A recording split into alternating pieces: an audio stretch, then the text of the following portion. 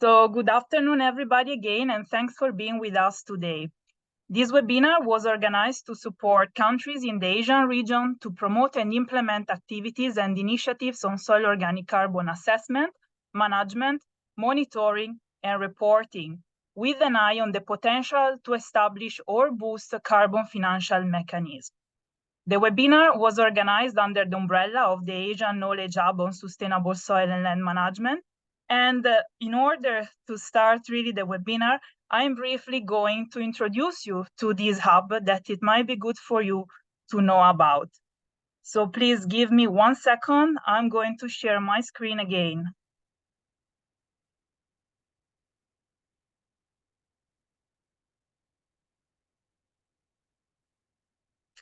I hope you can see. So as I said, the webinar is organized under the umbrella of the Asian Knowledge Hub on Sustainable Soil and Land Management.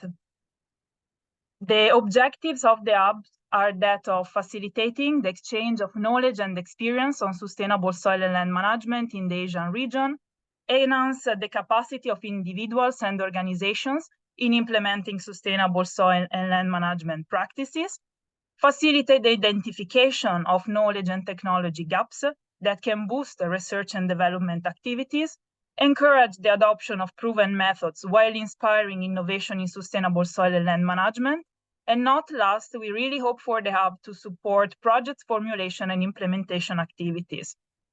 In this regard, the hub is considered a driver for positive change in agricultural and environmental practices, and the way it is established is such.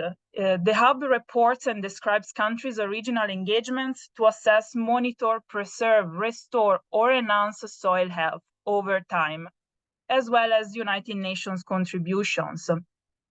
All these inputs were collected using a participatory approach involving the private sector, no-profit sector, academic and research institutions, as well as intergovernmental organizations. However, the use of the hub extends to a much wider pool of stakeholders, including farmers, local communities, extension agents, again, policymakers, project managers, research and academia, and even the private sector. It's an open access and live tool, so if you want to share your experience that you have in your institution or in your country, and have the tools that you have been developing over time added to the Knowledge Hub, please let me know, and we can work together on having your contributions included in the hub. You can see my email address on screen, so please feel free to reach out for me. The content of the hub is organized according to scopes. The scopes that we considered are 5. The first one regards soil assessment, monitoring, and mapping tools. The second one consider policy tools. The third one is on investment. The fourth one is on field activities.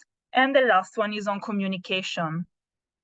This specific webinar was organized under scope 1, 3, and 5, and has the following objectives: to promote soil organic carbon assessment, sustainable management and monitoring in the region, to define the potential for establishing or boosting carbon financial mechanisms in Asian countries, and ultimately to promote the use of FAO tools on the topic in projects and national programs initiatives. With this, I conclude the introduction. And in order to have a good start of the webinar, we have a nice video that I hope to be good enough to play live. If not, I'm kindly asking my colleague Natalia for support. But first, let me try. Share sound. Okay, I hope you can see my screen. And here there is.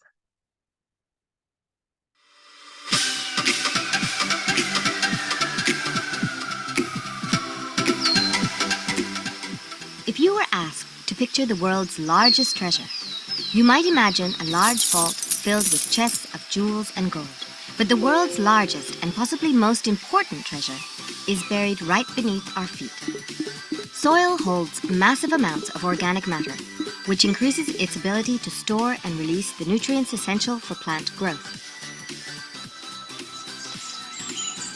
Soil organic matter also increases soil porosity, allowing it to store enough water and air for plant roots. This means soil organic matter forms the basis of soil health and fertility, and so food production. But it carries out another crucial function. It captures carbon from the atmosphere as soil organic carbon. Plants fix organic carbon in soils through debris, roots, and fluids. Soil fauna break down these residues into soil organic matter. Some of this organic matter remains as soil organic carbon. Some is naturally released into the atmosphere as carbon dioxide. It is when we lose soil organic matter through human activities that we face problems. The degradation of 1/3 of the world's soils has already released up to 100 gigatons of carbon. Yet an estimated 1,417 gigatons remain in the first meter of soil across the globe, almost double the carbon in our atmosphere, and dozens of times the levels of man-made emissions each year. It is clear that losing the soil carbon treasure would increase carbon emissions and accelerate climate change. But we can do something about it. Many physical and biochemical mechanisms protect soil organic matter from decomposition.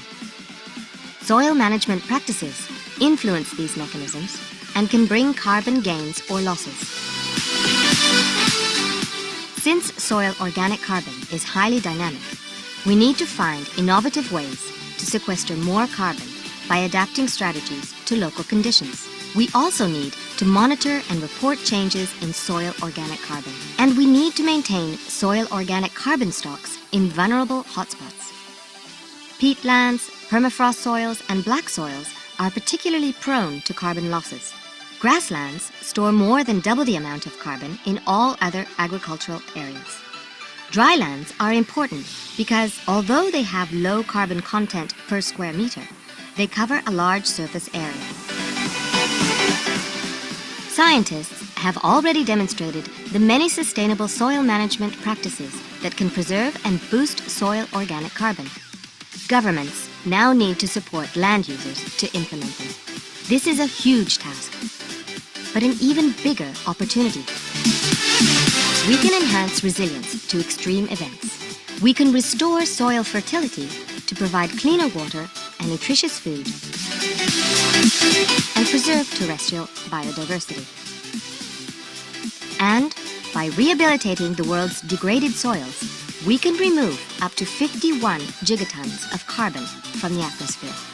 There can be no doubt that joining forces to protect and increase the stocks in the soil organic carbon treasure represents a sound investment in fighting the most challenging environmental issue of our time, our changing climate. Soil organic carbon, unlocking the potential of mitigating and adapting to a changing climate.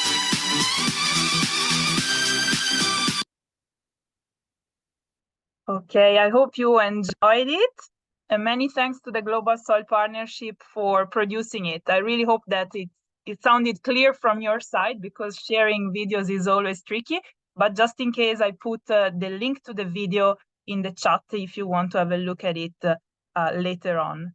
Now it is my pleasure to give the floor to the first speaker of the day, Ms. Joanna Ilisic, coordinator of the ex-ante carbon balance tool at the FAO.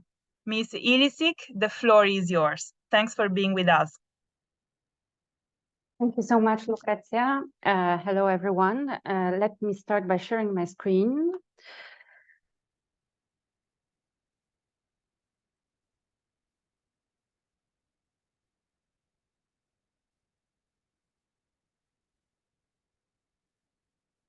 Now you should be able to see my presentation. Perfect. Yes. So once again, good morning, good afternoon, or good evening to everyone, depending on where you are.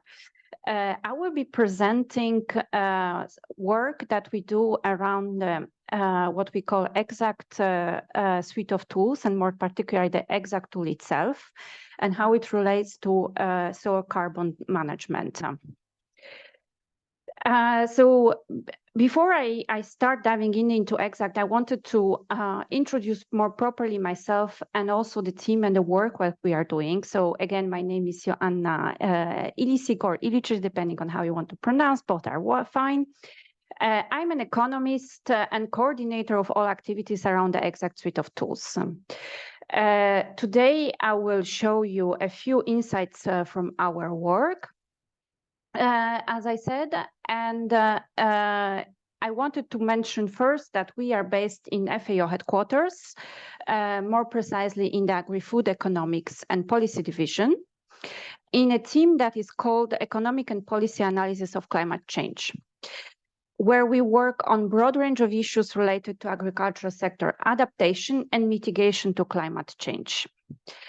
So exact side of the team, we work on the mitigation side. So where we help various stakeholders in ensuring that their agricultural activities contribute to emission reductions and increase carbon sinks whenever possible. So we we started our work on exact more focusing on the AFOLU sector, but now our work is actually broader and covers the whole agricultural sector in the broad sense. There are many ways in which agriculture can contribute to climate change mitigation. It can reduce CO2 emissions, for example, through reduction of deforestation practices or through improved cropland management practices, as we have seen in the video.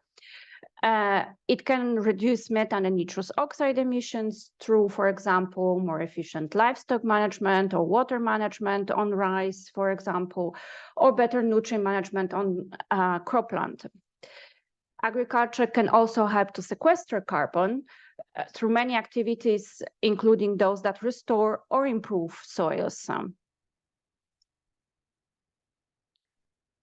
The solution is exact. So exact is helping you really to understand which activities can achieve mitigation potential from agriculture activities. It's a tool that quantifies the tons in tons of CO2 equivalent, the amount of greenhouse gas released or sequestered from the activities in agriculture sector. So as I mentioned before, we understand agriculture in a broad sense. So not only the AFOLU, but we look also into activities in fisheries and aquaculture, use of inputs, use of energy, and infrastructure, construction of infrastructure particularly. The tool requires activity data on agricultural practices, resource use and land use change, if any. And it's based primarily on the IPCC guidelines for national greenhouse gas inventories. We source from the most recent ones, of course, 2019, complemented by 2014 addition on wetlands. And of course, wherever relevant, because there have been new developments, we also take data from the report that was issued in 2006. So who uses exact and how? The primary audience for which the tool was developed many years ago, because exact now it's been 14 years that is in place. The main user focus group were the financial institutions who implement investments in agricultural sector. Now the tool has, of course, enormously evolved and responds to the needs virtually of any type of user. Any decision maker who either needs to measure the greenhouse gas emissions impact of agricultural activities, who wants to manage well the type of interventions to maximize the mitigation potential through building synergies and managing trade-offs between various activities, and any user who want to monitor the progress that is made towards the established climate change mitigation targets. So as you can see in the slide, we provide a few examples. So not only the international financial institutions and multilateral development banks, but also project managers, farmer organizations, countries, or simply individuals. So EXACT has been established as an ex-ante assessment tool, and actually the full name of the tool is ex-ante carbon balance tool. But don't be misled by this, as the tool is no longer ex-ante. It can be applied at any stage of the project cycle, contributing to project design and then to monitoring project implementation and conducting midterm reviews as well as ex-post assessments after project completion. The tool can be implemented at any level, so you can conduct assessments at the country level, so country as a whole. You can focus your assessments at the regional level, district level, or parish level, but you can also apply the tool at local project level or even farm level if you can use the context-specific information. Now, let's look at the logic behind the tool. So it's very simple. We basically look at the activities that are being performed in agricultural sector, which impact the greenhouse gas fluxes, so GHG fluxes, or carbon stock changes, and we derive the GHG emissions. We derive the GHG emissions and carbon stock changes based on the emission factors provided by scientific literature. So as I mentioned before, mainly IPCC, but also whenever things are not available, we also complement by other literature. And we need to do that for two scenarios. We need to do it for the scenario with our project activities, so the changes we want to implement, and what we sometimes call a reference scenario, so the scenario in that would happen if no new activities were put in place. This allows us to derive the carbon balance. If we obtain negative carbon balance, that means that we are, through our activities, mitigating climate change. And if we have positive balance, that means that our activities are actually leading to increased emissions. EXACT has 10 modules. The first module is devoted to description of the project. This is where you are going to put in the tool information about where your activities that you want to implement or you have implemented that you want to analyze, where they are taking place. This is a key module of the tool because it allows to set up the parameters that are used to calculate the by default the different GHG fluxes. We have the module that is devoted to results, which we are going to look into more detail in a second. And then we have 8 modules for data entry. Those modules do not need to be implemented or used all at the same time. The number of modules that you use depends, of course, on the type of activities that you will analyze. So just to present you very quickly, we have a land use change module. So here you would account for any activities that relate to deforestation, afforestation, other land use changes. We have a cropland module where you can account for activities related to annual croplands or perennial croplands, as well as activities related to flooded rice.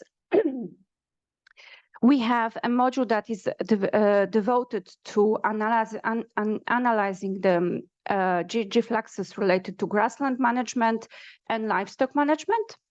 We have a forest management module where we look at the forest degradation and fire occurrence. We have a full module devoted to analysis of inland wetlands and inland water bodies. We have a module on coastal wetlands and coastal water bodies, a module on fisheries and aquaculture, and then finally a module on inputs, on use of inputs, use of energy, use of irrigation, construction of irrigation, and construction of other land-based infrastructure. This is how our results module look like. So the results module shows you in detail how different modules where you input data can contribute to your carbon balance. So you will see on your left-hand side different modules that are listed, and you have information for without projects, so the situation without implementing activities that you want to analyze. Then you have a column with a project, which shows the GHG fluxes when you implement the activities that you want to analyze. And the final column shows the carbon balance. So this is the net result of implementing your activities. This is the key indicator to understand the project's mitigation potential. So here it's going to tell you whether what you're doing is actually leading to climate change mitigation or making situation worse. In red, we have underlined the key indicators from all activities combined of the project. The first row shows you the total tons of CO2 equivalent that the project is, in this case, sequestrating. You have then also the value per hectare, as well as the average value per hectare per year.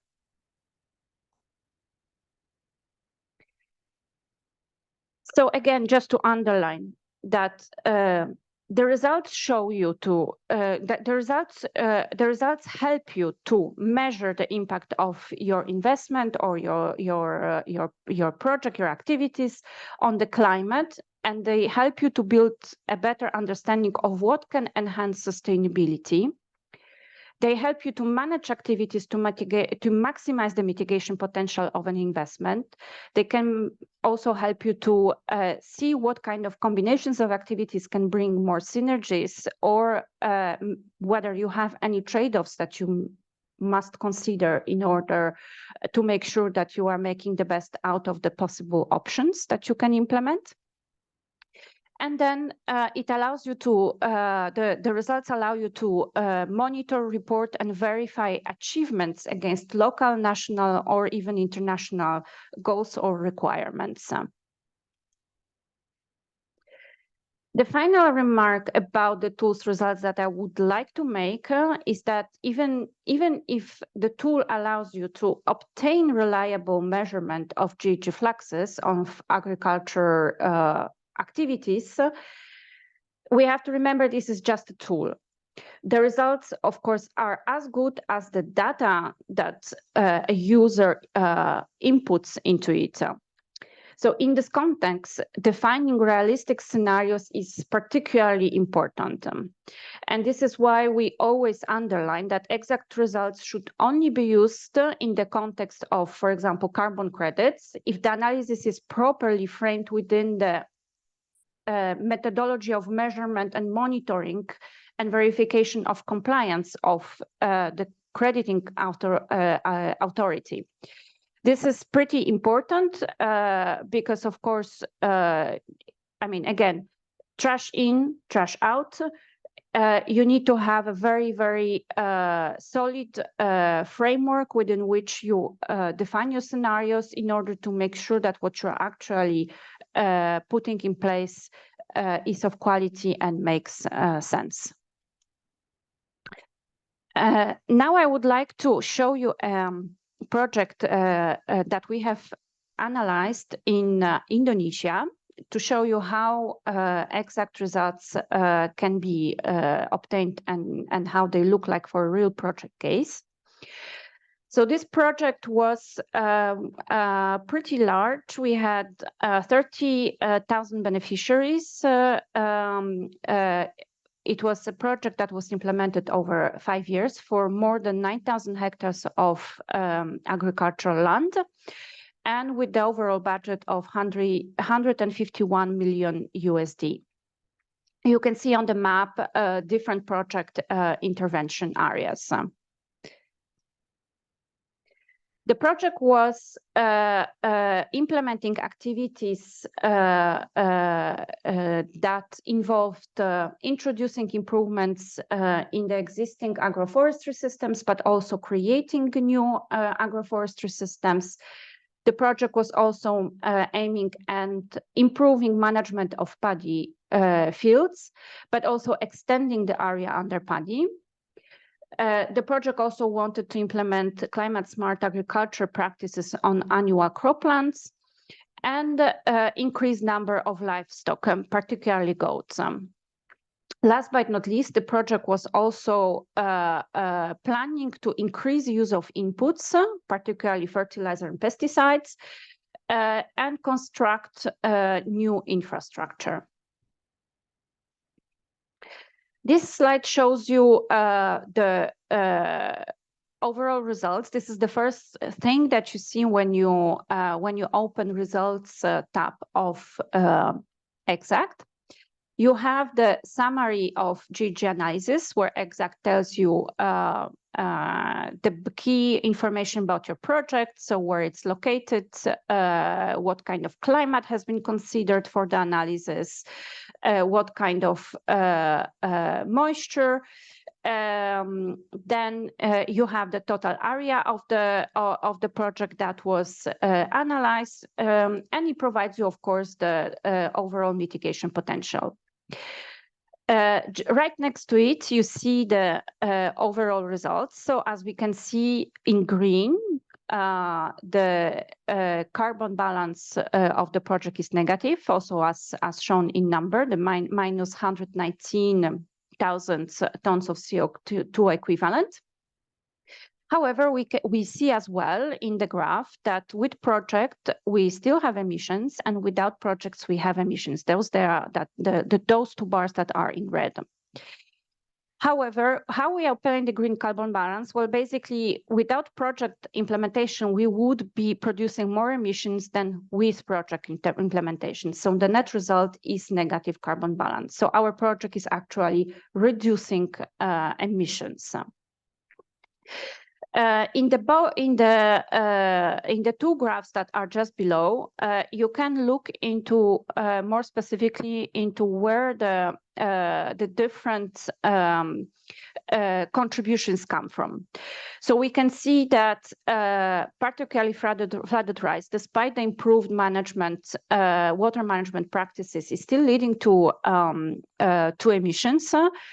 Net, so the carbon balance. This is carbon balance. Why? Because we also extended the area under paddy. So overall net result, despite improved water management, is increased emissions. We also increased use of inputs and investments. That also leads to increased emission. And as we have increased the number of livestock heads, that also unfortunately leads to increased emissions. There have been other activities that you see, other land use, annual and perennial. Those activities are actually contributing to greenhouse gas sequestrations. On the other side, you see the share of the balance per greenhouse gas, again in total tons of CO2 equivalent. So here you basically can understand how each type of gas is contributing to the overall carbon balance. So we can see that we have the best benefits from soil carbon. We have also from biomass, and the emissions are mainly coming from CH4 emissions related to flooded rice and a bit livestock. We have also nitrous oxide, and then the category others refers to the emissions related from the use of inputs. This graph that is just below the other ones in the Exact results sheet or module It shows you the evolution of annual carbon balance over the accounting periods, so 20 years typically assumed, but you can also consider different periods if of interest. And as we see during the project implementation, the negative carbon balance is increases as the activities are being put in place. And then at certain point, we reach an equilibrium, and we have additional benefits coming from the projects after the project implementation finishes. The other graph shows you the cumulative carbon balance per year, if that's of interest for the users. Under that, you will have a detailed table of the results. So what we have seen just before is again put in numerical value that for many users is more useful to look at rather than looking at the graphs. So again, we have the gross fluxes for without and with project. We have the carbon balance. Again, you can see how different project components contribute to it. You have the total emissions again, also per hectare and per hectare per year basis. And you have, again, the share per greenhouse gas of the carbon balance that you can analyze.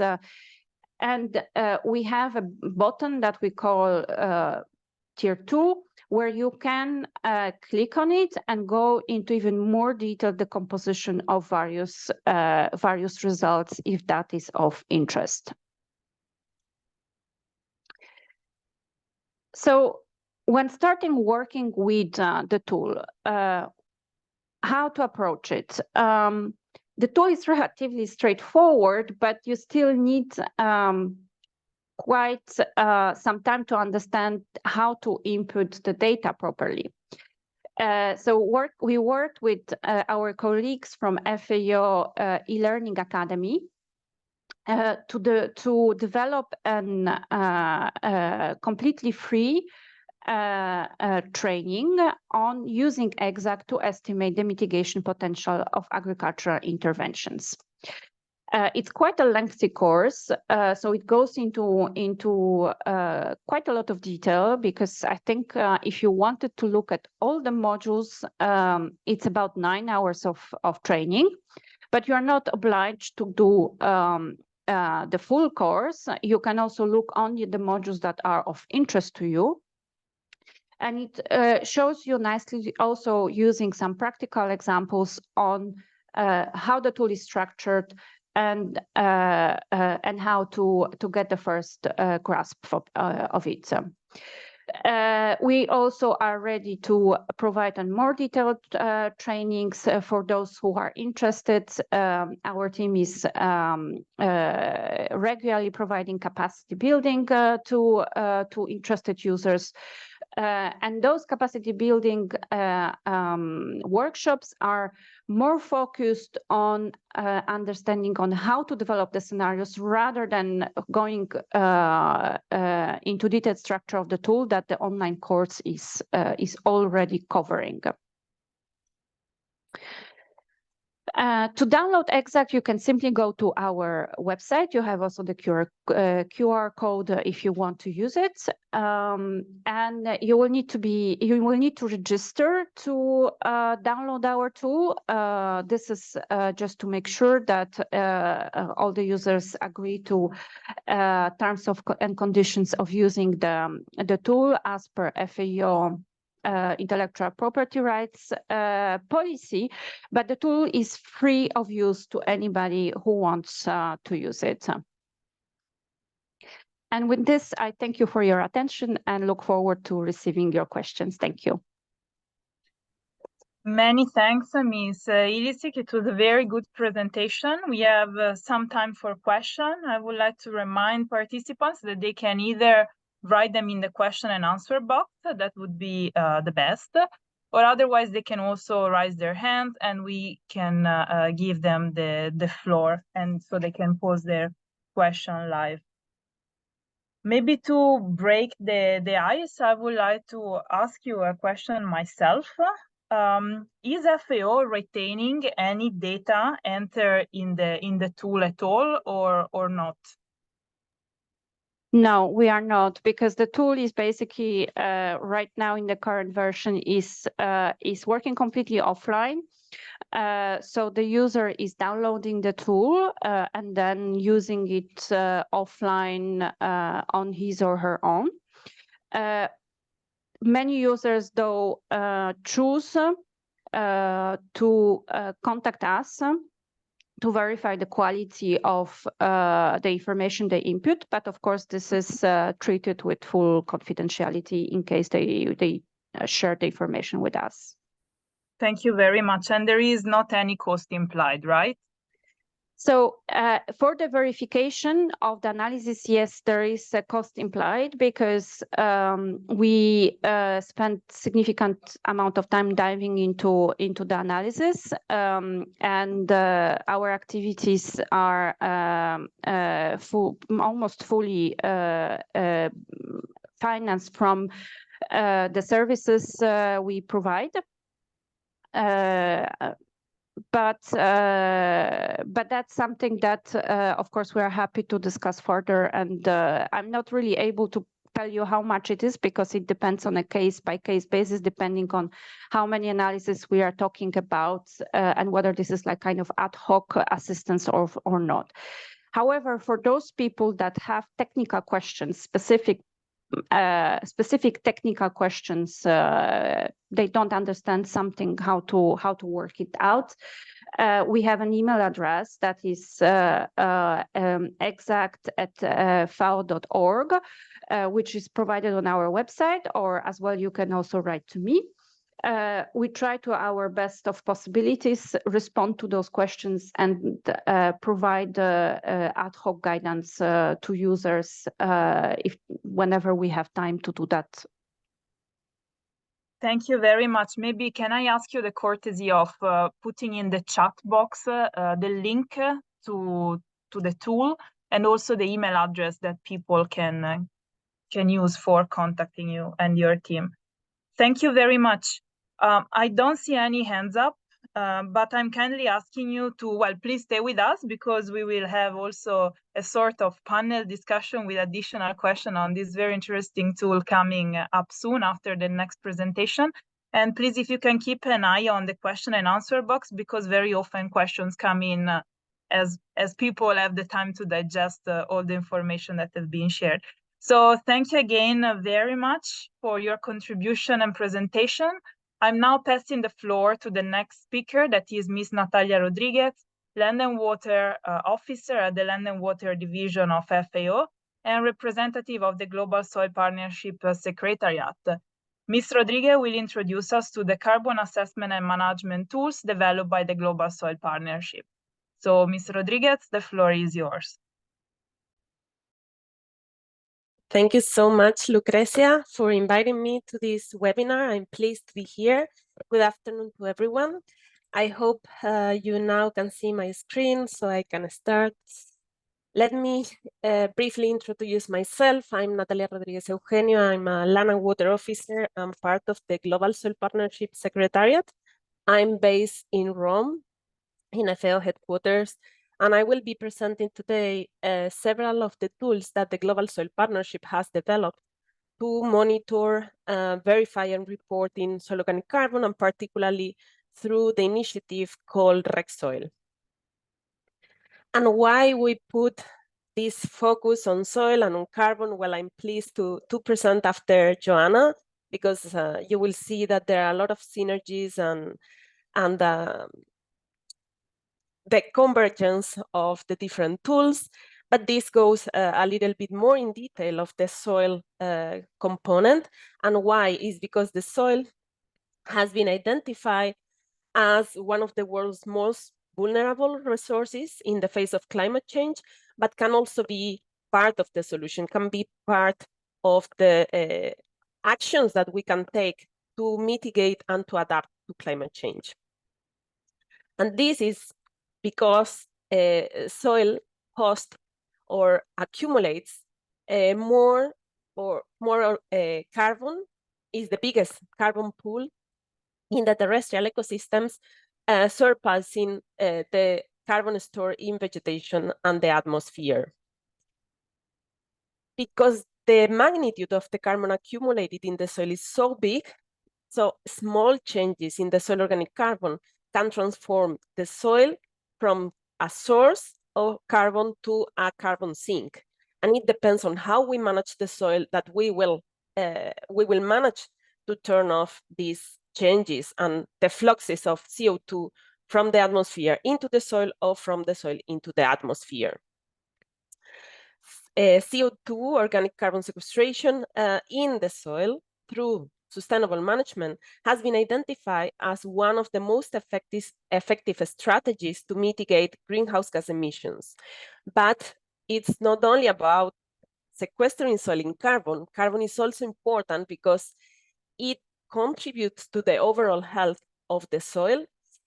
If we have a good content of soil organic carbon, we will have a better soil structure, we will have better aeration, the capacity of the soil to retain water will be higher, even to filter or to retain contaminants in the soil and avoid the entrance of those contaminants into the food chain or water bodies will be better, and of course, supporting productivity and biodiversity.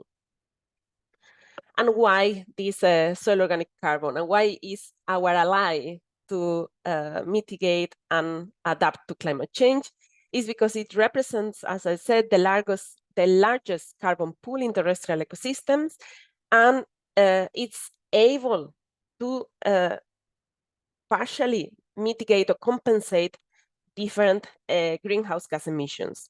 What you can see on the screen now is the Global Soil Organic Carbon Map that was prepared and released by the Global Soil Partnership and all the members of the partnership in 2017. This map is in continuous update. As you can see now, we have released a new version, 1.6, a couple of months ago, and it's a map that is continuously being improved and updated with the new data.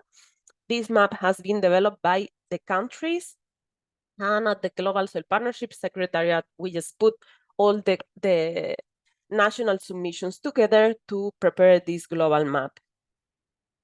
And as you can see, the global soil organic carbon sequestration potential overall is from 0.14 to 0.15 petagrams per carbon per year. So if we apply sustainable soil management, we will be able to mitigate about 34% of the agricultural emissions per year.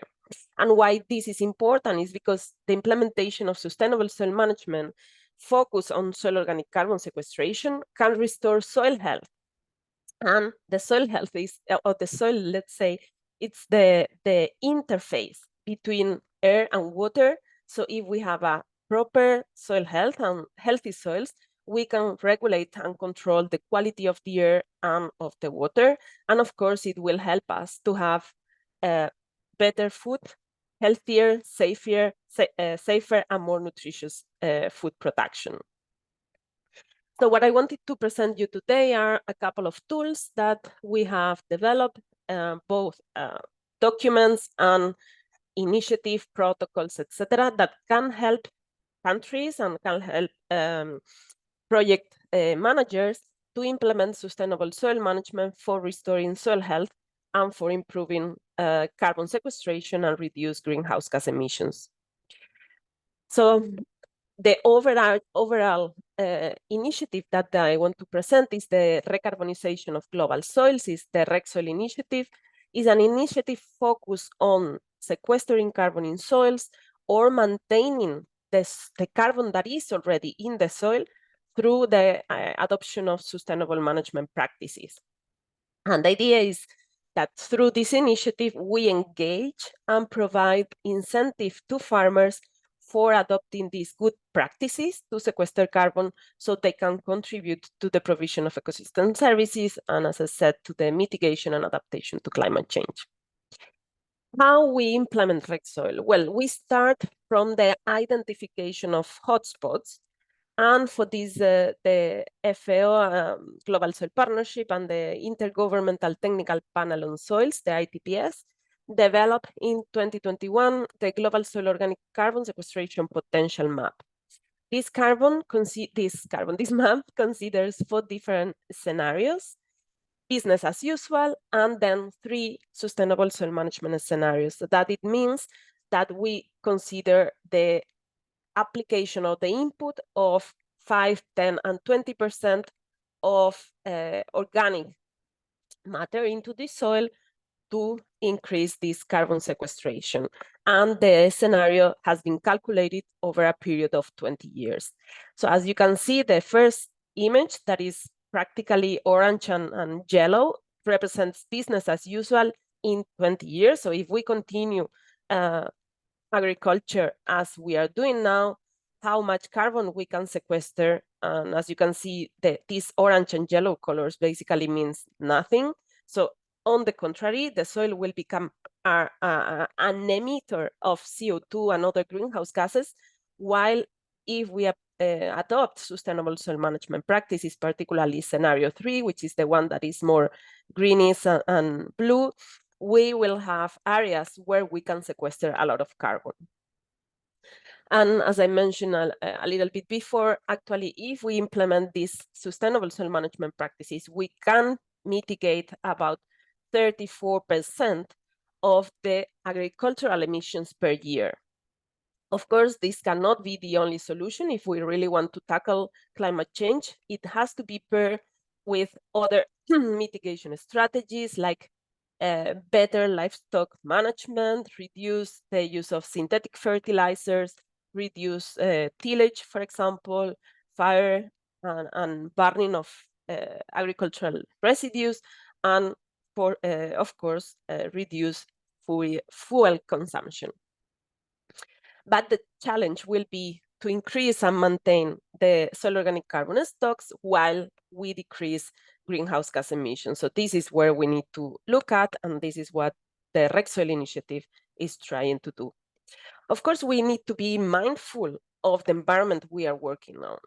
It will not be the same, and the practices we will apply will definitely not be the same in cold and dry areas, as you can see on the top left part of the screen, Pampas in Argentina, where it's very dry, and whatever we do, and the content of carbon in the soil is high, but any action we will have in that soil will have a different result than if we apply it in a more temperate area or in a even tropical area.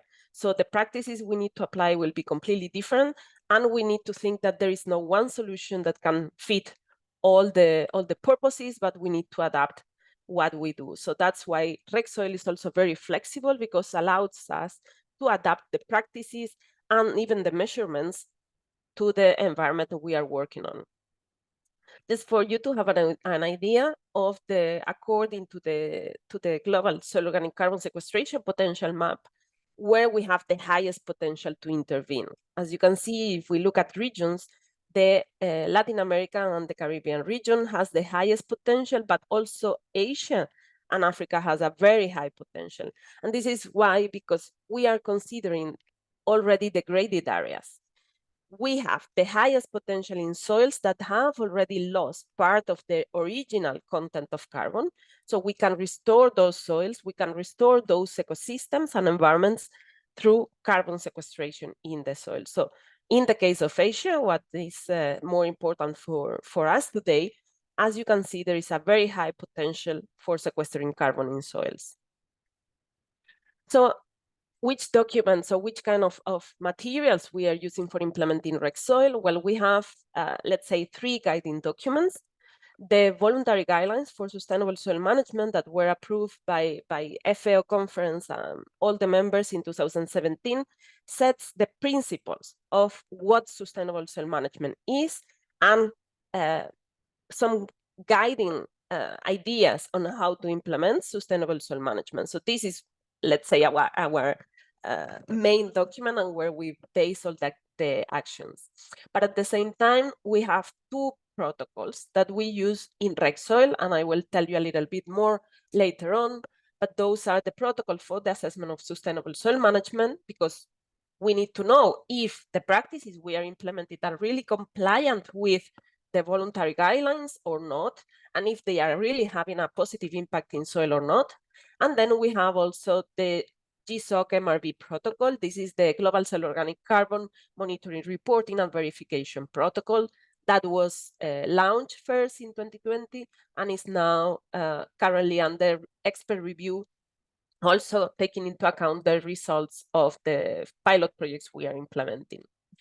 It's important to highlight that over 200 experts have contributed to the development of all these documents. So it's not something that is coming just from few people sitting here in FAO.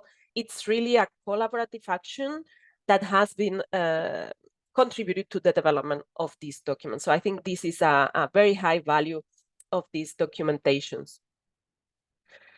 And why we need this MRV? Well, organic carbon have, and also their soil properties, usually have a high spatial variability. It means that if I have a soil here and I have another soil 50 or 500 meters away, we will have differences in that soil. So it's important to understand this spatial variability, but it's also important to understand that the changes, particularly in soil organic carbon stocks and other soil health indicators, cannot be easily measured. And what it means with easily measured, it's because soil sampling and soil analysis in soil laboratories is sometimes it's time consuming and it's also quite intense in cost. So that's why it's not that easy to measure the changes in the properties. And for having a proper monitoring, you need to take repeated samples over time to make sure that the information that you get is enough to understand the trends or to understand the changes. So that's why we need credible and reliable measure and monitoring platforms or protocols that allow us to report at the national level and also can help us for emission trading. And this is the most relevant part for this seminar today, that you are looking at these global carbon markets and how to intervene there from the soil's perspective or from the agricultural perspective. Not having these kind of concrete and clear protocols and platforms is a key barrier for implementing programs to increase soil organic carbon at a large scale. Also because, as I said, is quite costly and time consuming, so having a nationwide monitoring system for soil organic carbon can be very costly, and it will take time, no? Definitely to have the amount of samples that you need to report and to monitor carbon at a nationwide, it's quite complicated. There is also true that there are many MRV protocols. Actually, there are at least 20 that we are aware of that vary a little bit, small changes, but it makes them not comparable among themselves. And some are very, very complex. It requires a lot of indicators, a lot of measurements, and of course, they will be very costly to implement. So we really need a common language that allows us to compare. Even if you apply one MRV and we apply another, we need this common language that allows us to compare the information between different projects and activities, even among countries. So what the RegSoil is aiming to do is trying to bring this tool that has been developed by multiple experts and will provide us key information and a common and simplified language, let's say a simplified procedure to monitor soil organic carbon changes over time and to report them if we want to enter into this carbon market path. So RegSoil basically has been designed following two different paths, what we call green path and the carbon market path. The green path is mainly focused on establishing properly the adoption of sustainable soil management practices at the project site, but also at the national level. So it works a lot with the governments, with institutions, also with the labs for building the capacities to ensure that the quality of the data is accurate and is reliable, and on establishing all these, let's say, kind of culture of sustainable management in the country. And then we have the carbon market path. So once we have an enabling policy and technical environment in the country, we can look into this carbon market path, but it cannot be done as the first approach. You need to have first well-established capacities in the country to start thinking about even legal frameworks in the country to start talking about entering into the carbon market path, because there are many uncertainties in soil organic carbon, and because of what I said of the complexities of measuring and monitoring carbon. So these are the two approaches that we are following in RegSoil. As I mentioned, these are the guiding documents. So for the green path, we are mostly relying on the protocol for the assessment of sustainable soil management, which has 4 simple indicators. And in the carbon path, we will follow strictly the GSOC MRV. The RegSoil has been divided in a series of phases. The key point or the starting point is to identify hotspots and the key areas or the priority areas where we will implement the project. Then building on these capacities in the countries, from the labs to the technicians, even government officials, and the farmers through the Global Soil Doctors program that I will tell you a little bit more later.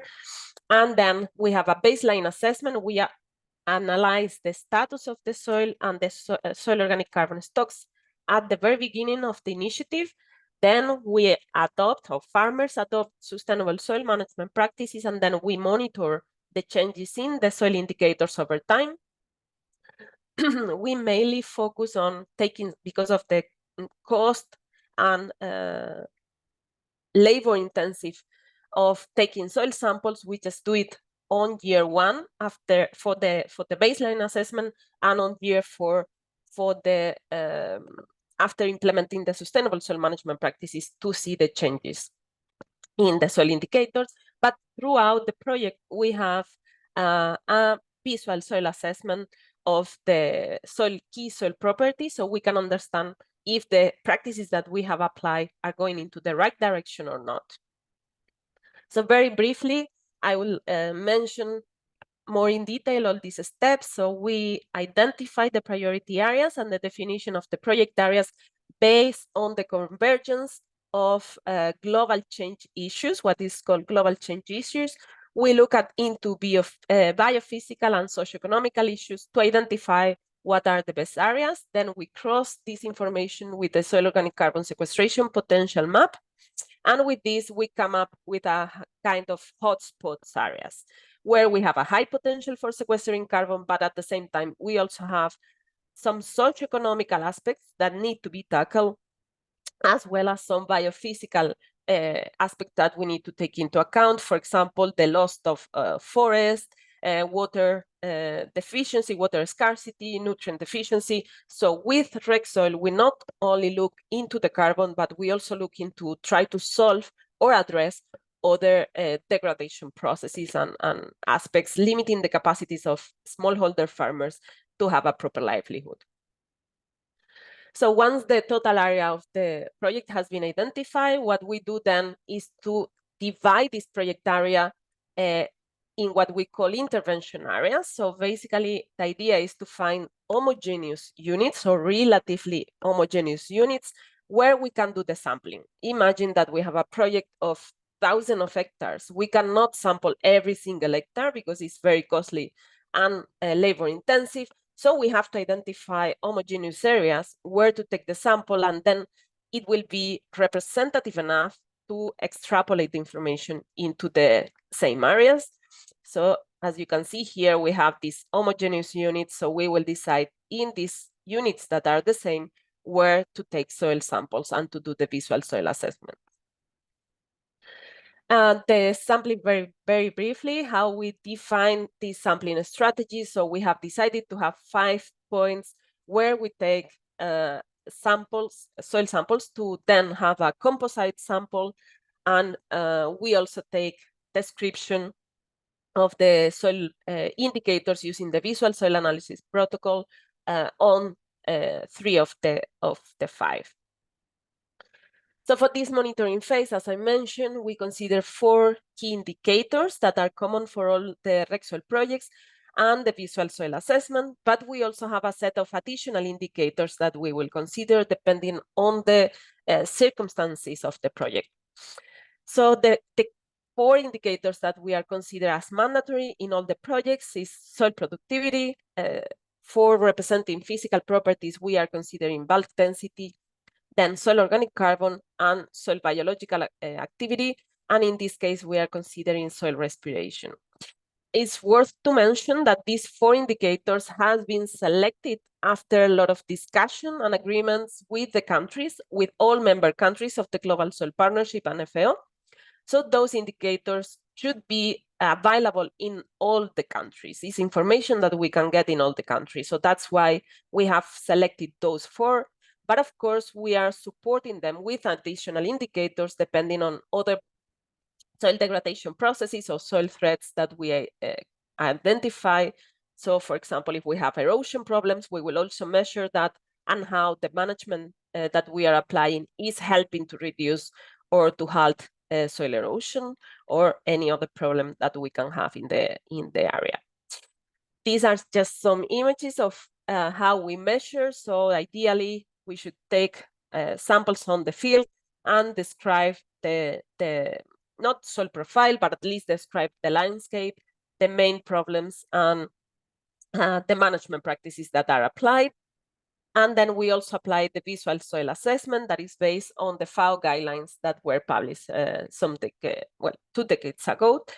And the idea is to identify very simply key parameters like texture, structure, even presence of meso and macroorganism in the soil, roots, the status of the roots, infiltration, etc., porosity, etc. So with this visual soil assessment, we can already have an idea of the status of the soil, if the soil is in poor condition, moderate, or good condition.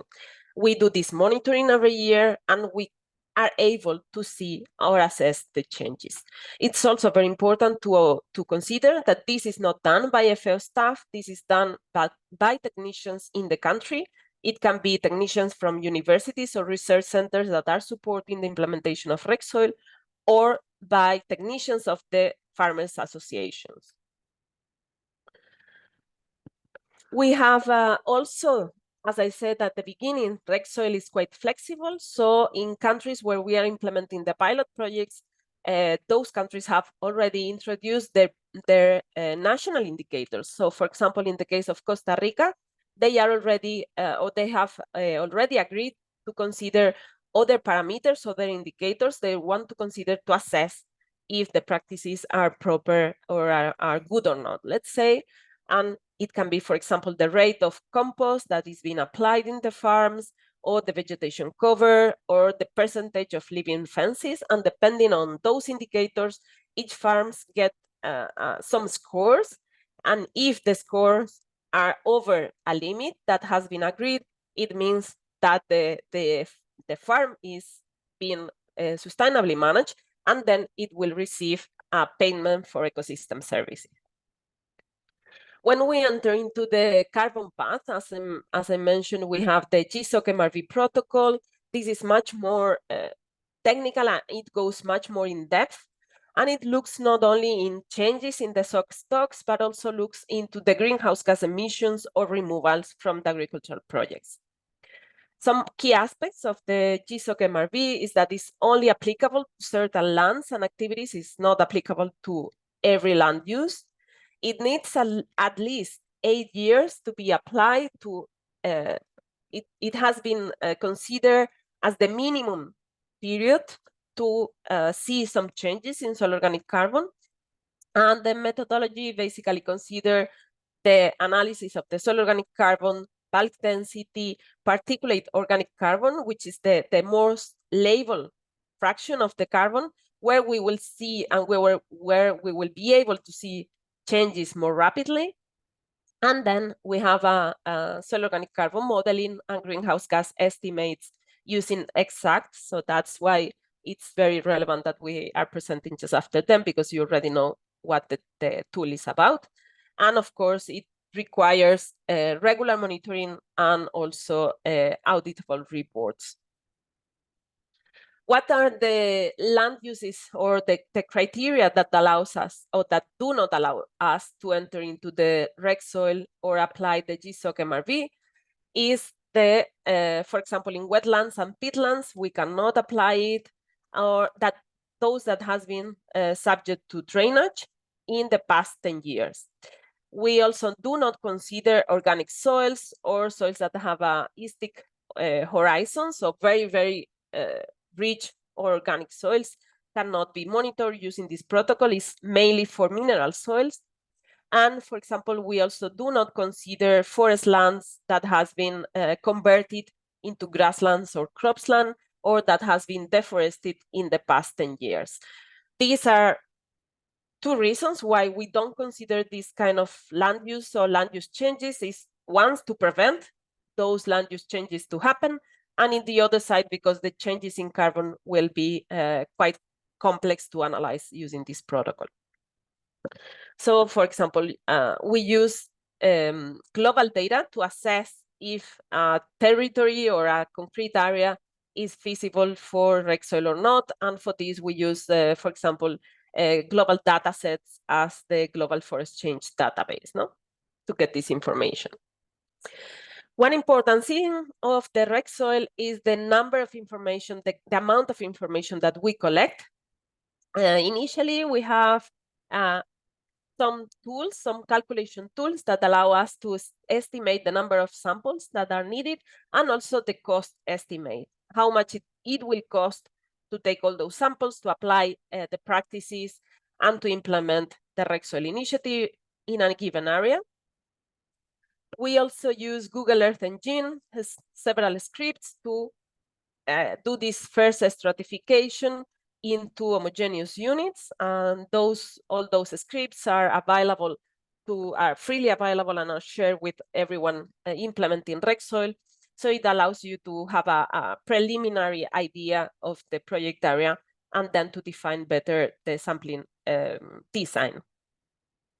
We also have, as I said, we collect a lot of data from the field regarding the farm, the soil, the visual soil assessment.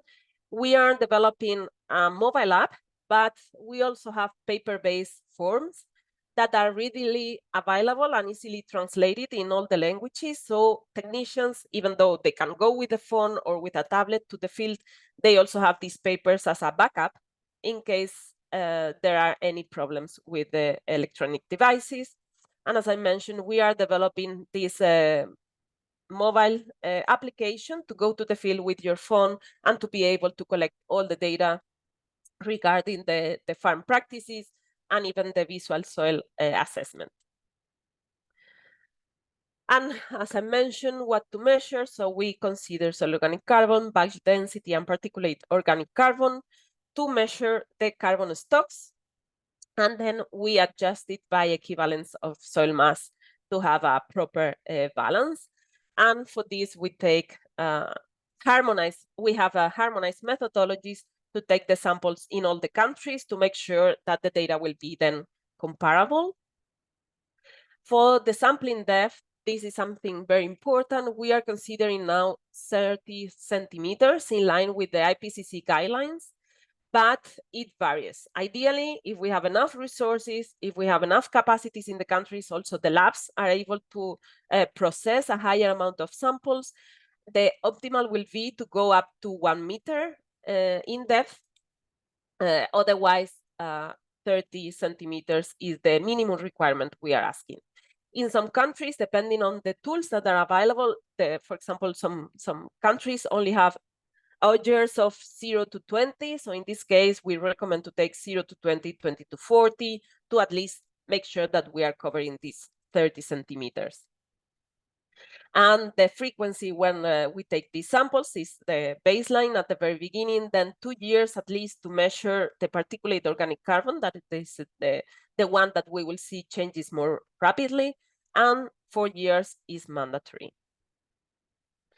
We also put a lot of attention on building the capacities of the labs, because particularly when you try to enter into the carbon market, you have to have reliable information accurate information that is replicable over time to give consistency and reduce uncertainties to for these carbon credits, let's say, no?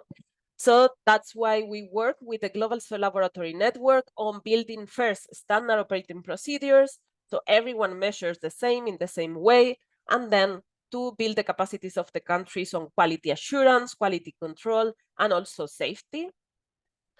The recommended options for how to measure carbon, we are recommending dry combustion or the DUMAS procedure or protocol. But of course, we understand that other countries use other methodologies like wet oxidation or even spectroscopy. So we are also building capacities on using these additional methodologies. Spectroscopy has a high potential, particularly for reducing the amount of sample that we need and the cost. But for that, we need to build a spectral library that allows us to have proper modeling of the soil carbon changes. So very briefly, I'm almost finishing. What we do is, as I said, through the soil organic carbon mapping and modeling, sorry, we have this 20-year projection for business as usual and the project. So very similar to what you saw before. In exact, we compare what will happen if we continue as we are doing, if the project is not doing any change, and what happens when we adopt sustainable management practices. So we have this modelization. We use mainly the ROTC model, but with some adjustment depending on the soil and the climate. And we also monitor other greenhouse gas emissions coming from other activities like fertilizer use, tillage, burning, etc. So we compare also what happened if we continue or what happened with the project in these emissions. And for that, we use the exact tool for the estimations. I will not stop here because Joanna already explained it very well. So basically what we want to do at the end is to have field activity data and soil organic carbon measurements from the ground to input into exact and to have a tier 2 approach with more concrete data, site-specific data to have a proper monitoring and a better monitoring and estimations.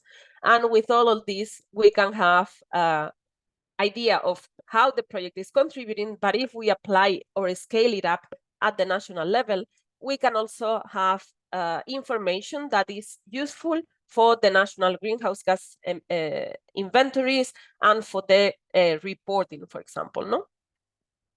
So this is, the idea is try to move from tier 1, which is using global data sets that are not site-specific, into at least a tier 2 or tier 3 approach, having much more concrete data on the management, the cost, and the emissions from the ground.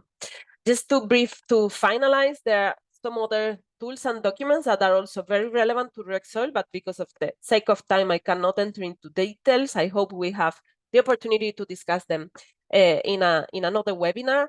But one of the key parts, as I said, is the involvement and engagement of farmers. If the farmers are not convinced of the importance on adopting sustainable soil management, nothing will happen. You will have a project, you will do changes, but as soon as the project is finished, they will continue as before.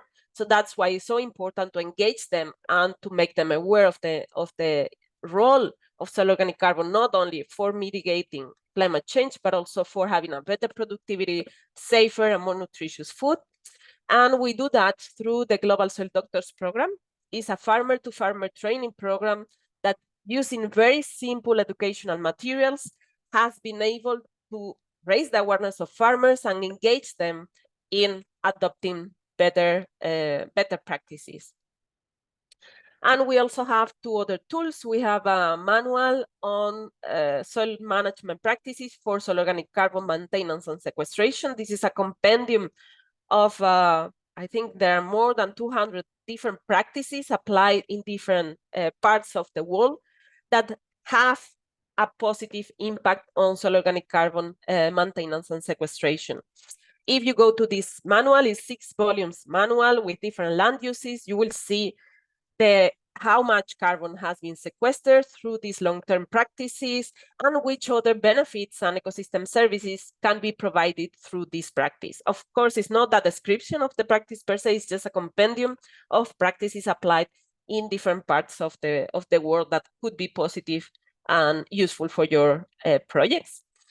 And then we have recently launched also the technical guide for addressing gender equality in sustainable soil management. This document is key because there are a lot of barriers and constraints for adopting sustainable soil management in the different countries, considering the gender roles.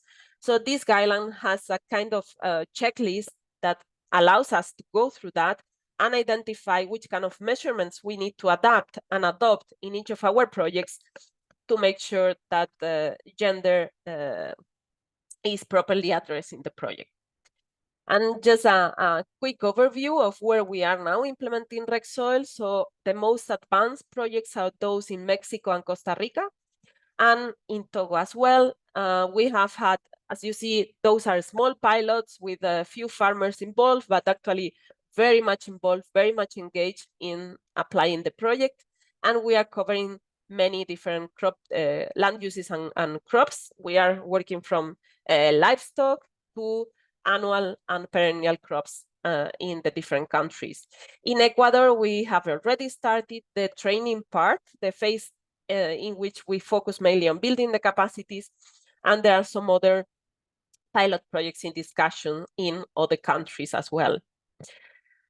And just to closing this presentation, why all these protocols are important? Well, first, and why they are relevant is first because they have been developed through an extensive research, consultation, and inclusive process. So this is one of the positive aspects of these protocols. Of course, as I said, there are many MRVs out there, but I think this is one of the main advantages of the RegSoil protocol.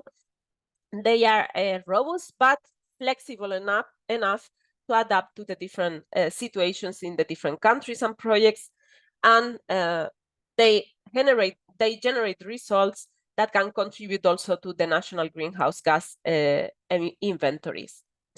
We are, as I said, we are working now on these pilots, improving all the documents because we are learning always from the implementation. We are adapting and including in all the protocols new small changes that from the lessons learned in the pilot projects.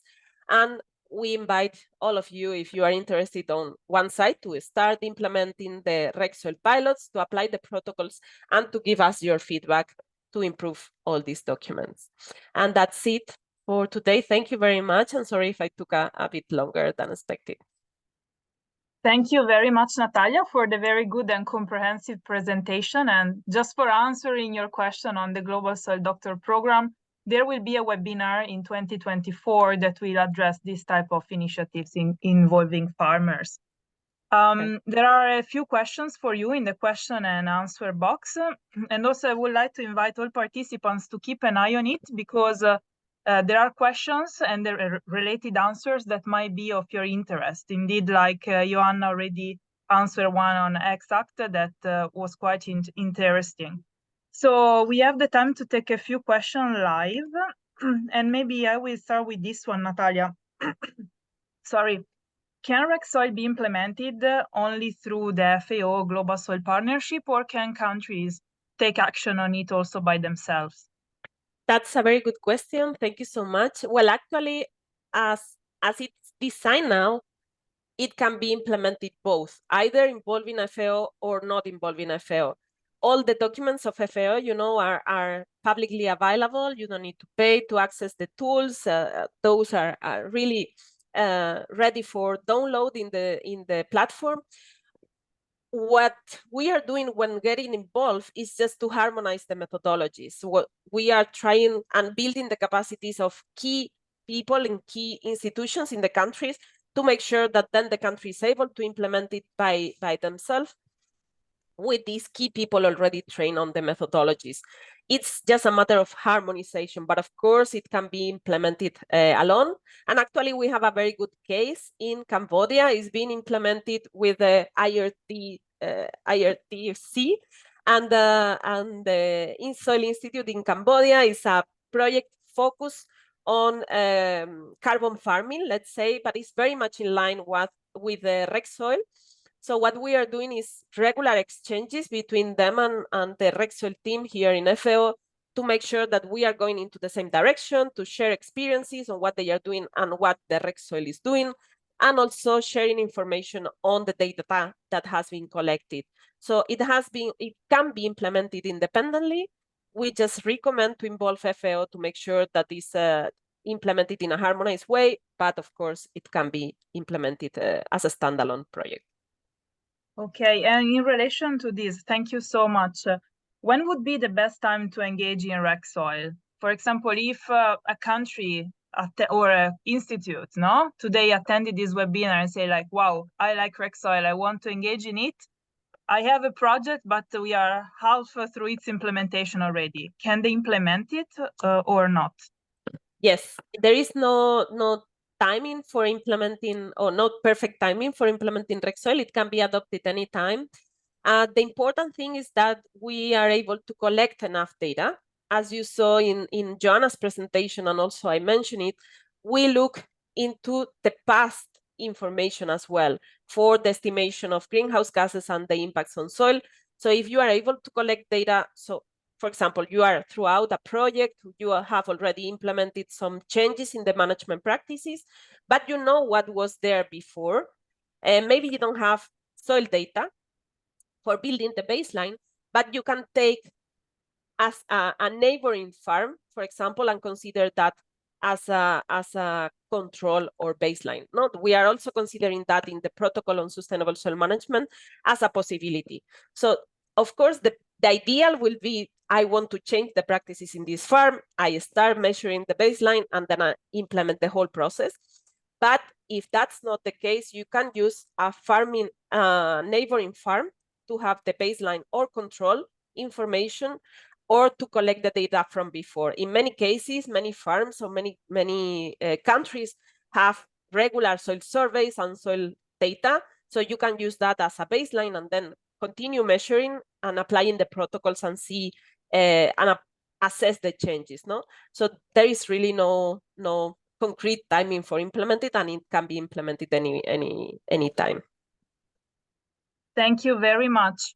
Now, in order to give you some time to start answering the questions in the question and answer box, and before getting to the next item in the agenda, I would like to engage a bit more our audience. So I have a few polls that I would like to propose them. Let me launch the first one. Let's see if you paid attention and if you liked what you saw. First question, it should appear in a window in your screen. Did you know about the EXACT? Yes or no?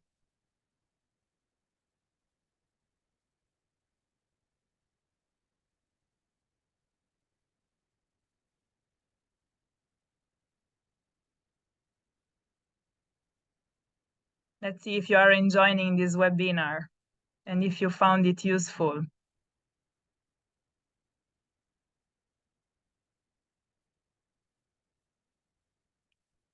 I will close the poll shortly, so please hurry up to vote, or actually to tell us if you knew already about EXACT. Okay, closing it now and sharing the results with you. The majority didn't know about the EXACT. Good to know. Let's see now how you found it.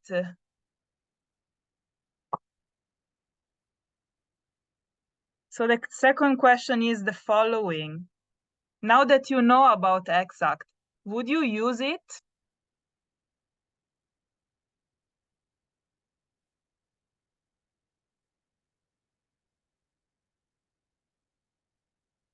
Let's see, so that then you can start engaging with Joanna and her team.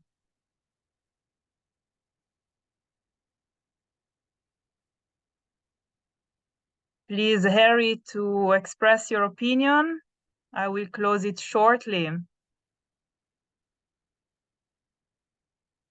Okay, Joanna, most of participants would engage in using exact.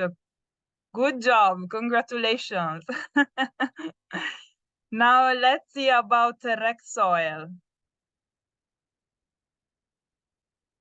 Did you know about Rexsoil? Yes or no?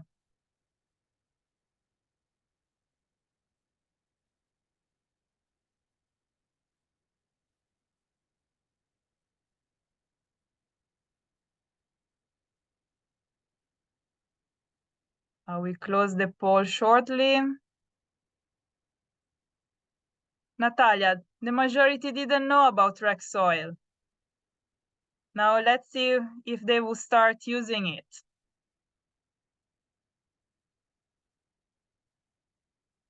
So would you engage with Rexsoil?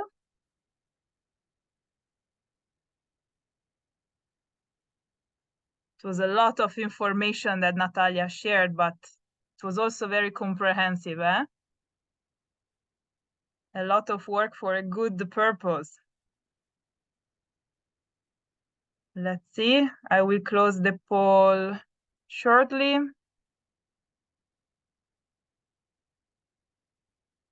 Okay, Natalia, good for you as well. They would engage with Rexsoil. So since you would like to engage eventually with the Rexsoil and Exact, I invite you to make contact with Joanna and her team for Exact and with Natalia and her team for Rexsoil. They can guide you and support you in how to start using these tools. I see a hand up, so I would give the floor to Wayan Tambun. Just give me a second, I will allow you to talk. Wayan, Mr. Wayan, you're allowed to talk if you like. But you're still muted.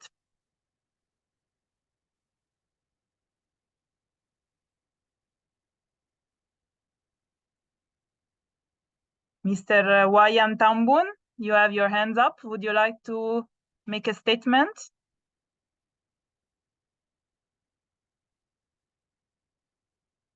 No, okay. So let's move to the next item in the agenda. Maybe I will start with Joanna, so Natalia can continue answering the questions. Now, again, some question for you, Joanna, regarding Exact. Can you please tell us who does the Exact tool cater to, and what kind of audience represents your desired and average user? Thank you, Lucrezia, for this question. So as I mentioned in my presentation, we initially have designed the tool to help investment projects. So it was mostly designed for international financial institutions and multilateral development banks that want to invest in agriculture. And at the same time, ensure that whatever the investment is, it can also bring climate change mitigation benefits. But with the time, we understood that the tools like Exact can be useful also for many other types of users. We had interest also from researchers, so academia. We had interest from the countries, different ministries that were also interested in looking into Exact and using it for evaluating specific interventions, also policy level interventions. And then most recently, we have also started to engage with farm organizations. So with that in mind, we have been really working hard to make sure that the tool can respond to different type of users. We are actually currently also as Rexsoil, and this is done also with collaboration with Rexsoil to make sure that everything is matching smoothly.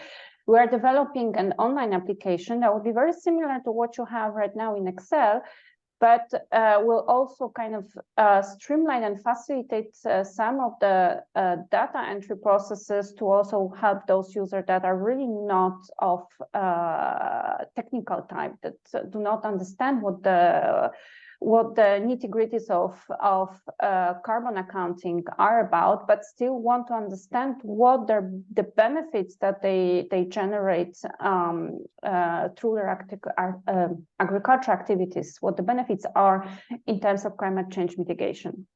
So from this long answer, what you should retain is that basically any type of user can use Exact, and the Exact can be really easily adapted to any type of user profile.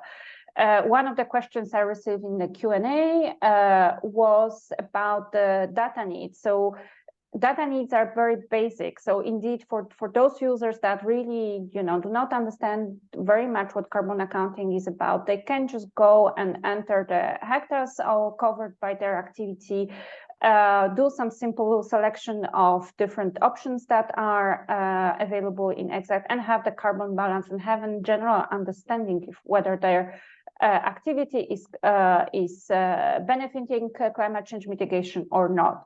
More advanced users can go way more deep into the tool, and, for example, harness the opportunities that tools like Rexo are giving, where you can have a tier 2 information that you can put in the tool and then have way more comprehensive and precise assessment. Thank you very much. Another question: what benefits can the users obtain from the practical application of the tools for sustainable soil and land management? So what is really useful for Exact is that you can use it to see how different type of management practices can do in terms of the carbon balance. So you can try out without the tool how different practices that you are considering can impact your climate change mitigation potential through these activities.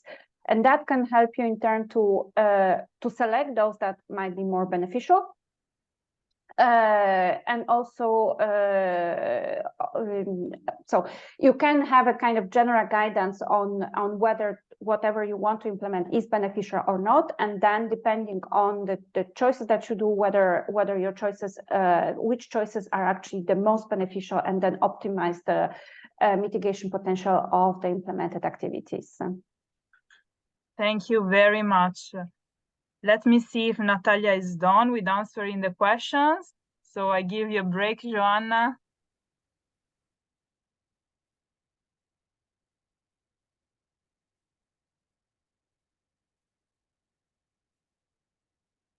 Natalia, are you ready to answer some questions? Yes, of course. Okay.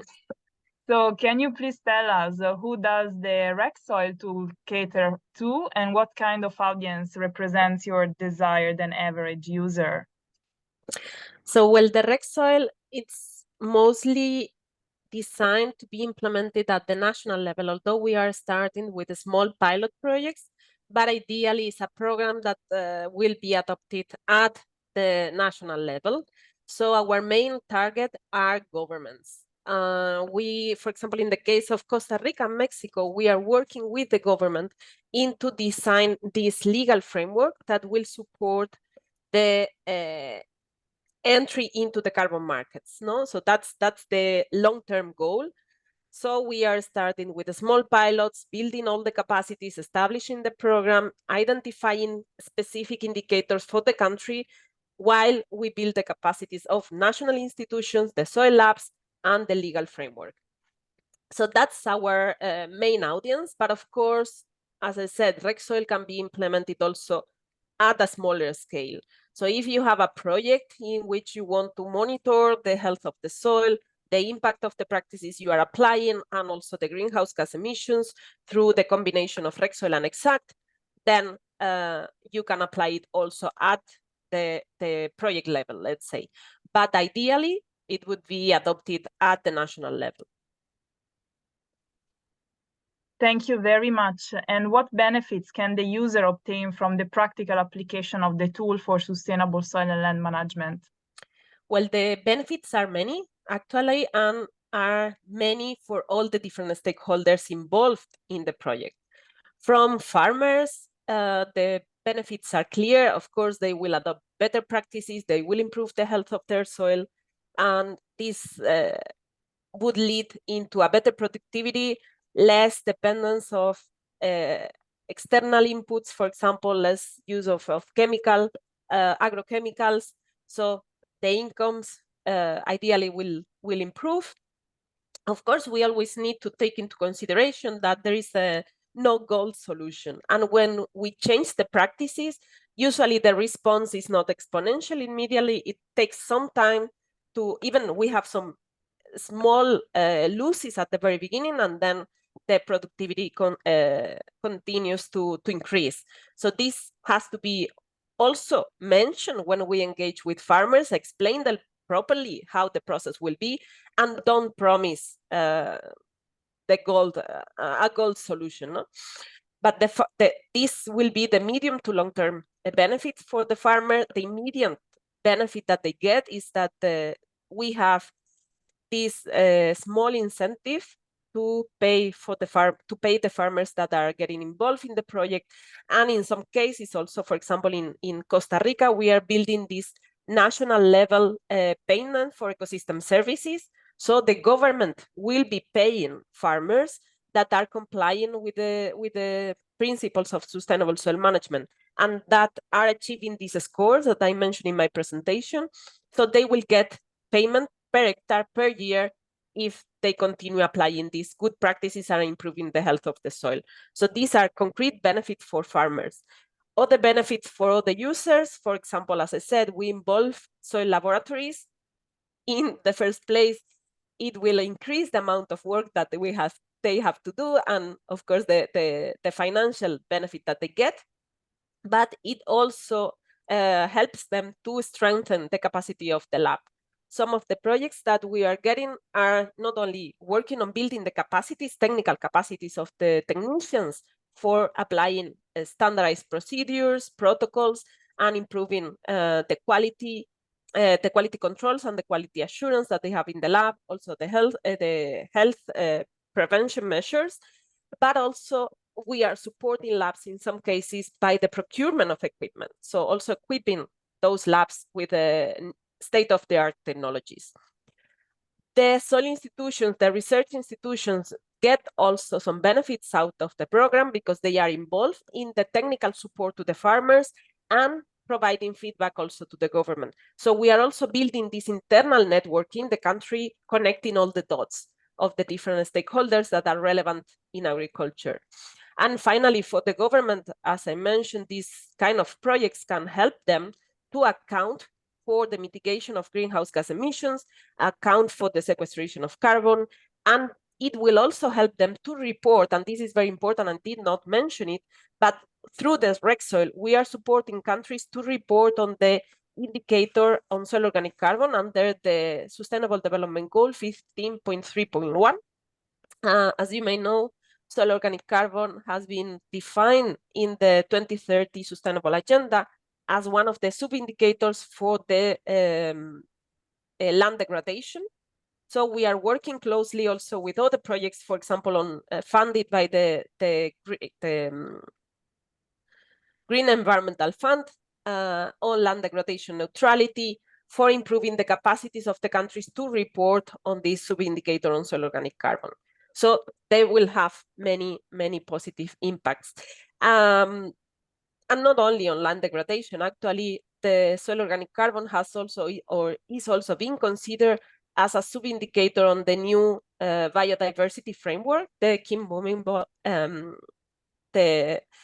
the global biodiversity framework that was adopted last year. So organic carbon has also been considered as a sub-indicator for understanding the restoration and the degradation of lands to be restored. So this is also a benefit that the countries will get, the capacities to report back to the 3 Rio conventions.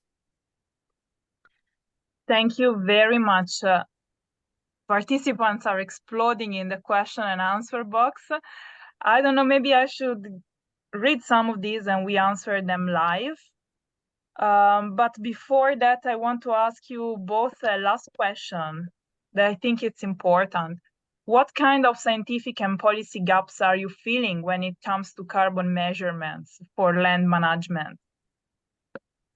Maybe Natalia, since you are muted, you can start. Yeah, that's a very good question. Well, there are, as I mentioned at the beginning, particularly for soil organic carbon, there are a lot of uncertainties in terms of how long the soil organic carbon remains in the soil, that the one that we have included remains in the soil. There are also some uncertainties in terms of leachability. So we are trying through the MRV protocols and all these indicators to address those uncertainties, also improving the capacities of the labs and the quality of the data that is being reported by labs. We also contribute to reduce these uncertainties. It has been demonstrated that in many cases, the labs are not able to report the same value for the same soil sample. So it's important also to improve this capacity. And as I mentioned, these documents have been developed by a wide range of scientists and experts working on the topic. So it's also a way to somehow simplify and harmonize all the existing tools and MRVs that are out there. So it has really been a collective effort on trying to have a common language, common approach to soil organic carbon monitoring. Thank you very much. What about you, Joanna and EXAC? Well, I mean, there would be really a lot of things to say about EXAC, but I guess the kind of key that I would like to underline is that, I mean, you've already, I'm sure many of you know already, and if not, then Natalia's presentation has clearly showed it how complex biophysical processes we are looking into to estimate the emissions or emission reductions from agriculture. So the tool that we are developing, because it's constantly developed, and offering to our users is trying to simplify this extremely complex biophysical processes and give, but simplify in a way that it provides credible estimates of mitigation potential of different activities. There are several tools that are on the market. I mean, I think many of you who are familiar with the subject will also realize this. So you might also ask why to use EXAC rather than any other tool. So our also kind of really important advantage and where the bridging the knowledge gap is that we are really comprehensively covering the agriculture sector. So we are not focusing on specific activities like many other tools do, but we're offering really kind of broad assessment and enabling users to have a kind of holistic view on what their agriculture activities will mean in terms of mitigation potential. Thank you very much. Let me take now, before closing the webinar, just a couple of questions from the question and answer box. But meanwhile, let me also try to allow one of our participants to talk, Bayan Atamne, that has their hands up. Bayan, I hope you can hear us and you're able to talk. If you like to pose your question live, please. Sure. Thank you. Thank you very much, Ms. Lucrezia. Can you hear me? Yes. Great. Such a great workshop, such a great information. I'm really delighted to participate in this workshop. I have a question here. Many interesting tools have been presented. I would like to ask the presenters, do you think these tools are applicable to be implemented in arid climatic conditions, such as the condition that we have in Abu Dhabi Emirates? We have very low organic matter content in our soil, and I think there are a huge potential to enhance carbon sequestration and carbon content in our soil, especially when we adopt best international practices in agricultural area. So do you think these tools would be applicable to be implemented in our countries? And I think this is the majority of the Arab countries, the, let's say, arid, arid soil, let's say. Thank you very much. If I may, Lucrecia, to take this question. Thank you very much, Bayan, for your question. Yeah, actually, it's a great question. And one of the important things of REC soil is that it's not only focusing on sequestering carbon, also maintaining the carbon stocks. And this is particularly relevant in dry areas where small changes in the practices will affect and can mineralize very rapidly the organic carbon that is already in the soil. So it's very important to apply practices that maintain the little carbon that you have there, try to increase it as much as possible, but also tackle, as I mentioned, it's not only about carbon, it's also trying to address other greenhouse, or it's not only about CO2, it's also trying to address other greenhouse gas emissions. So a proper management of fertilizers, particularly nitrogen fertilizers, a proper management of the irrigation. So this will help, and definitely it's very relevant for particularly Arab countries or dry countries. Then you also have many other degradation processes. Soil erosion is a key problem in there, water scarcity there. So we need to apply practices that allow us to have a better use efficiency of soil moisture, for example, and make sure that the water is retained in the soil and can be available for crops even in periods of drought. So this is one of the advantages of REC soil. And that's why I insist so much on that it's not only about carbon, it's soil health as a whole. And we are trying to address all the degradation processes. So that's why it's a tool or an initiative that can be implemented anywhere. We are also tackling, for example, in the case of Ecuador, just for you to make an idea, we are not only talking about carbon, we are tackling pollution by heavy metals in there. We are working on cacao production, where they have problems with cadmium that is present in the soils in a natural way because it's coming from the volcanic materials. So we are applying and identifying practices, management practices that can reduce the bioavailability of that cadmium, retain it into the soil, and avoid the entrance of this cadmium into the food chain. So the farmers will get high quality cocoa production. Then they will increase, of course, the content of soil organic matter, but at the same time, they will reduce the problems of pollution, not only on soils, but also on the food chain and on the water bodies. So this can be certainly applied in the Arab Emirates, trying to tackle all the different problems that you have in those soils. And at the same time, you will have, or REC soil will help the country to establish this soil monitoring system.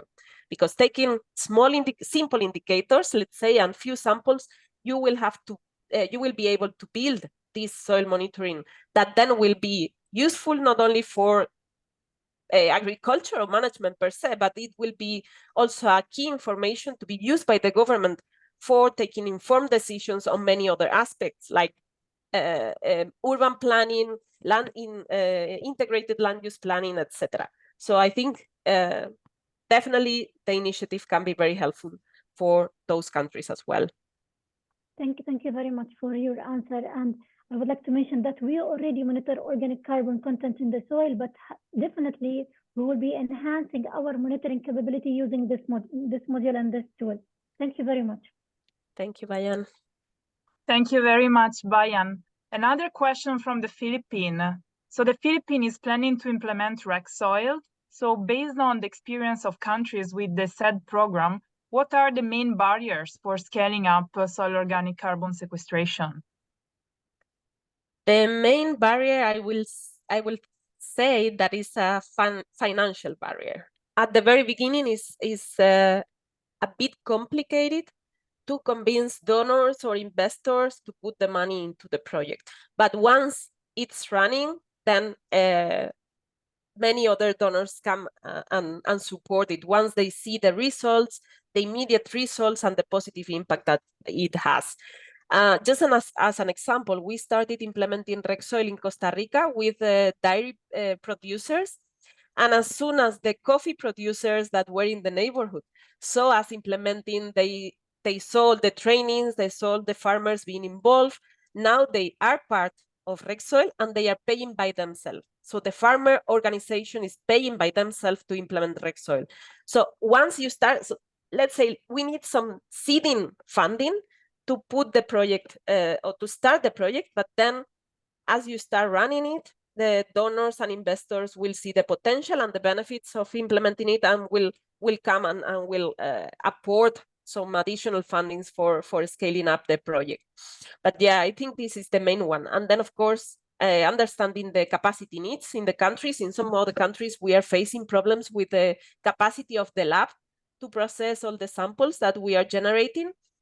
But as I said, through Glossoland, we are working on, and through different projects of the Global Soil Partnership, we are working on enhancing the capacities, technical and in terms of equipment of these labs, so they are able to respond to the needs of the project, and also, of course, use this equipment also for any other soil sampling and soil analysis that they have in the country. Thank you very much. Very last question that also help us to introduce the topics that we will discuss tomorrow. Are the RegSoil protocols aligned with Verra standards? Because at ICRISAT, so in India, we have started carbon farming project and look forward to design a digital MRV for voluntary carbon market. In principle, yes, you will learn much more tomorrow about the Verra protocols, but I would say that the MRV protocol of FAO is a little bit more simpler and easier. The time period that we are considering is shorter, and this is because I said at the beginning, no, there are many of those protocols. We are trying to have a simplified protocol that can be applied in any case. And the case of Verra, you will hear more tomorrow. I don't want to jump into that, but you will hear about all the requirements that you need for that that you will have for applying that protocol. In our case, the indicators are less, and the amount of data that you need to collect is also a little bit less. So that's why it's aligned, but it's not exactly the same. Thank you very much, Natalia. Well, I don't know, maybe because I think we can close the webinar. And I would suggest maybe that the remaining questions that are in the question and answer box are answered offline. Maybe I will forward them to you and Joanna, and then we can reach out to those that pose the question offline. I think that would be the best. So many thanks again, Natalia and Joanna, for your time and for being with us today. We are now heading towards the end of today's session that, as you saw, was centered on introducing the topic and on learning about FAO's developed tools. So I would like again to thank you all, all participants, for your active participation. And I hope that tomorrow you will be even more active now that the ice was broken, no? So please feel free tomorrow even to raise your hand and take the floor as Ms. Bayan did. And also I would like again to thank all speakers for the very good presentations. I take this opportunity to remind you all that the presentations as well as the recording of the webinar will be shared tomorrow afternoon, most likely after the closure of the webinar, by email. So tomorrow we will have the pleasure to have Verra, that is currently managing the world's leading voluntary carbon markets program. They have also the verified carbon standard program, as well as a suite of other programs. And the discussion will continue as we will touch on carbon-rich soil amendments, with Thailand presenting on their experience working on biochar, for example. So many thanks for being with us today, and we really hope to see you tomorrow for continuing the discussion and actually for talking even more about how to boost the soil organic carbon activities. So thank you very much and see you tomorrow. Thank you so much. It was a pleasure to present to you our work. Thank you. Have a lovely day.